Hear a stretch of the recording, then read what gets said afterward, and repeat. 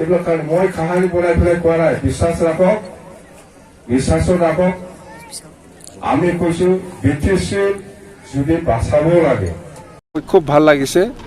এইটো আমাৰ বেংগলী আৰু মাইনৰিটি আৰু বড়ো এৰিয়া, মেক্সিমাম মাইনৰিটি অঞ্চল। সেইটো মই যিখিনি দেখিবলৈ পাইছোঁ, মই পাৰ্টি অফিচত আহিছিলোঁ, যিখিনি ব্ৰিফিং পালোঁ, মুঠতে আমি জিকাটো ফাইনেল।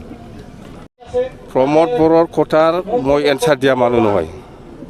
বেলেগ কিবা যদি ব্ৰিটিছত শান্তি আহিছে বুলি ঘূৰি আহিছে বুলি তেওঁলোকে দাবী কৰে। ব্ৰিটিছত যদি শান্তি ঘূৰি আহিছে, এই ULP কেনেকৈ জন্ম হ'ল, NLF কেনেকৈ জন্ম হ'ল? আমি 17 বছৰ শাসন কৰিছিল, এনেকুৱা কোনো নতুনকৈ ইনচাৰ্জেঞ্চি গ্ৰুপ বা এক্সট্ৰিমিষ্ট গ্ৰুপ খোলা নাছিলে। এইটো প্ৰমাণ। BPF চৰকাৰ বনোৱা সময়ত যে শান্তিকে আছিল, প্ৰমোদ বড়ো চৰকাৰ অহাৰ লগে লগে অশান্তি হৈছে, সেইটোৱে প্ৰমাণ। ULP নতুনকৈ সংগঠন জন্ম হৈছে, NLF নতুনকৈ জন্ম হৈছে, এইটো কেনেকৈ শান্তি হ'ব?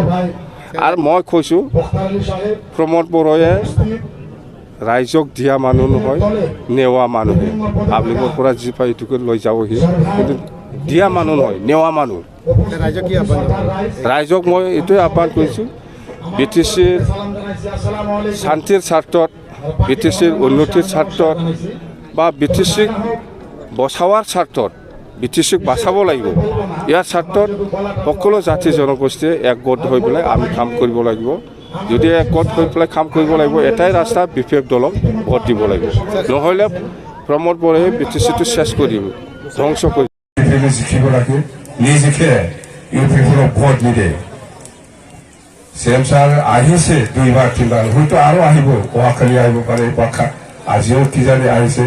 সেইটো লৈ পেলাই কোনো ভয় খাব নালাগে, ভয় খাব নালাগে। UPF কোনোবা মুছলিম হওক, বেংগলী হওক, কোনোবা আদিবাসী হওক, কোনোবা ৰাজবংশী হওক, ভোট নিদিব। ভাবিব পাৰে অসমৰ চিফ মিনিষ্টাৰ আহিছে বুলি পৰা পাই লয়, আপোনালোকৰ পৰা কিবা কিবি কৈ পেলাইহে লৈ আহিব। দিয়া মানুহ নহয়,